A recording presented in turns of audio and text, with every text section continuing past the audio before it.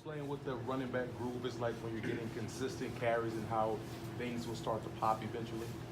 Yeah. We definitely got the run game going today. The O-line played tremendous. It's great calls by the coaches too. But when you get the run game going, it just kind of helps everything on offense. We got them to commit more to the run and got to take some deep shots, take some shots down the field, and it also keeps the clock moving and keeps the chains going.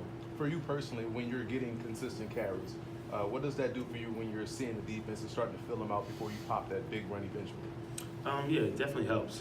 Definitely helps. The more carries you get, the better you see the field, see the way that the defense is playing you, and you always have that chance to pop a big one, but you gotta let it come to you. You gotta take the physical run sometimes, and when you get a chance, gotta make it pay for it. Did you realize? Where would you say your development is, and are you happy with where you are at this point? Yeah, I mean, I would never be satisfied at where I'm at. I do feel like I'm getting better throughout the year. Things are just coming more clear to me. I'm seeing the field a lot better, understanding the game even better with the help of Eli and all those vets on the team. But still got way much room to improve. Back-to-back wins coming off the bye. What feels different? And did you realize that the incomplete pass to you was the only incomplete that Eli had today? Yeah. I don't know which one you want me to answer, the incomplete or the back-to-back wins, but I'll start with the back-to-back. The difference in these ones, we're executing. We're finishing games, we're finishing drives, and that's what we weren't doing in the first half of the season. We're in almost every single game that we played, but we weren't executing. The coach put up a highlight reel of the plays that we just missed, and that's how close we were, and that's how close we know we are.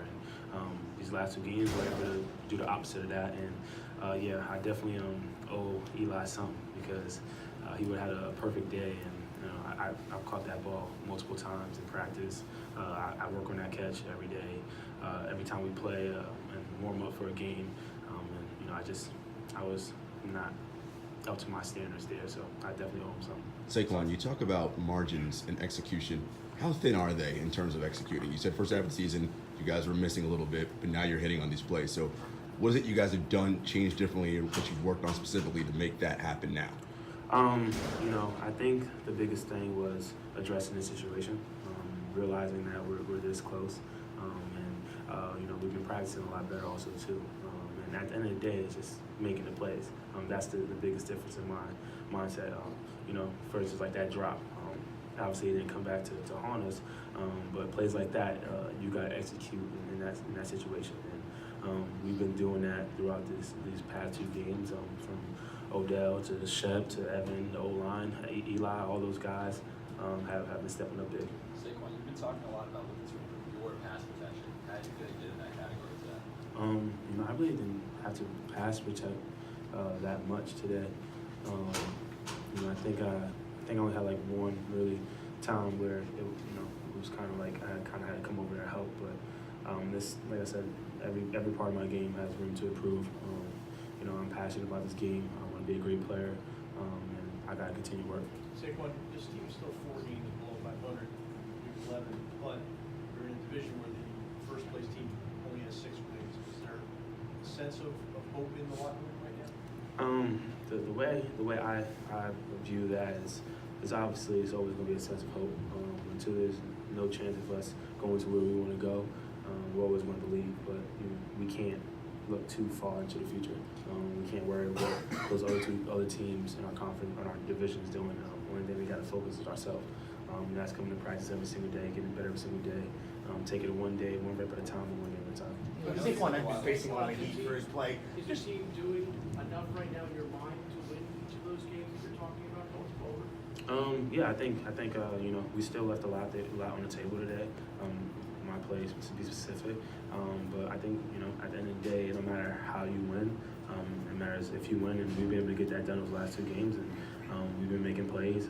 We've been running the ball a lot better in the second half of the season, playing better in the second half of the season, and we still got room to improve, and we got to definitely do a better job, in my opinion, of closing out the game. We was up 14 points on his team, and we still gave him a chance. I think that's what we could improve for the rest of the season. Eli's been facing a lot of heat for his performances lately. Do you feel good for him after a performance like that, where he's nearly perfect? You know, I feel good for Eli no matter what. You know, it's tough to be in this market or this media. No offense to you guys, but the way he handles himself is you know, it's amazing. Definitely as a young guy, he's definitely someone you look up to. He comes in and work every single day. I think I told you guys the story. I was watching film on my own one time, and he came in, and I was watching film for like an hour, and he sat down for me like 20 minutes and showed me 3 things and that I didn't see, and that just showed me how far I am from being where I want to be. So I definitely respect Eli, not only as a player but as a man. How excited are you to be in Pennsylvania next week for the Eagles? You know, not really excited to play in Pennsylvania again. You know, I did that in college. Passes in the past. Moving on, I'm just excited to go out there and try to get back with those guys. We owe them one. They got one on us here, and we just got to focus on this week and try to win. So going back to Saquon, when coach challenges you to get what he calls the tough yard, running inside more, how are you hearing that as a young player and you had one style, now your coach is challenging you? How are you hearing that? You know, you take it as a challenge, and you take it personal, and you know they brought you here for a reason, and you got to get better, and that's the way I took it. And you know, the way I took it was still stay who I am. I didn't really change anything today, besides kind of my pace, and you know, I just getting a feel for the game and a feel for the running game, and with the offensive line, and I think I found a pace that I like, and you know, they challenged me to do that, and I was able to do that today. You look pretty fresh considering it a Monday night game. Can you talk about how fresh you felt today? You know, I felt pretty fresh. Is this the most fun you've had? That's unusual after a Monday night game. I don't know. 27 carries. Yeah, I see what you're saying, but you know, I think just the routine that I've had, and the people that I work with in the facility and outside the facility, is keeping me straight and keeping my body healthy, and I gotta continue to keep that routine and continue to get better at my routine, so I can come as fresh as I can every week to try to help my team win. What'd you learn about wearing different cleats? What'd you learn about wearing different cleats from last week to this week? What I learned about wearing different cleats, I got to be better there. You know, I thought I did a good job of getting a feel for the field in pregame, and I wasn't slipping in pregame. So, but you know, your speed in pregame and your speed in real life is completely different, and that's where, you know, as a rookie, you know, as a rookie move, I got to be better there. I got to get a feel for the ground. No matter if I got to find 7 or 8 cleats, and find the right pair of cleats. From the start of the game, not in the second quarter or the second drive.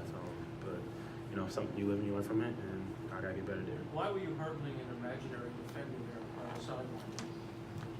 When? It's like you hurled one defender, and you had like. That's the Walter Payton show. Late in the game. You didn't realize you did it, huh? I heard it was in the air. Yeah. Oh, are you talking? It was like, okay, it's like I'm trying to put in like a running back perspective. You know, it's kind of just like if you play basketball, it's like a hesitation. It was like I saw 2 defenders, and I was trying to like hesitate him and get him to stop his feet and get my lineman to get up there and block, and that's what it was.